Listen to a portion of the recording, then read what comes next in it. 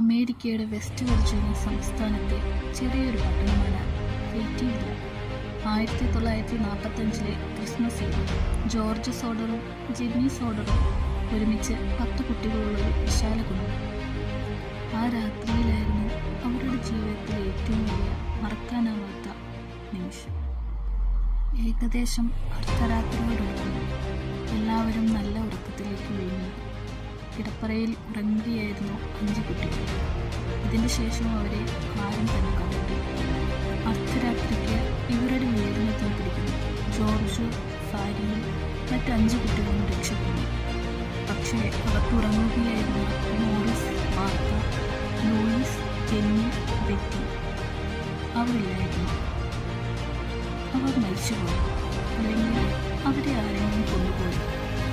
അന്ന് മുതൽ അവർ ഇതുവരെ കണ്ടിട്ടില്ല. അവരുടെ അസ്ഥികളെയോ കണക്കാക്കാവുന്ന അവശിഷ്ടങ്ങളെയും കണ്ടെത്താനായില്ല. ഇത് പോലീസിനെയും ഫയർഫോഴ്സിനെയും ആക്ഷേപിച്ചു. ആർക്കോ ജോർജിനോടുള്ള ശത്രുത. ഒരു അജ്ഞാതൻ ജോർജിനോട് മുന്നിൽ പറഞ്ഞിരുന്നു, നിന്റെ വീട്ടിൽ ദൈവത്തോ നിന്റെ കുഞ്ഞുങ്ങളില്ലാതെയാവും. അതെ, അത് സത്യമായി. ഏകദേശം വർഷങ്ങൾക്ക് ശേഷം 1967 ഒരു സ്ത്രീ ഫ്ലോറിഡയിൽ നിന്ന് കുട്ടികൾ കണ്ടതായിരുന്നു.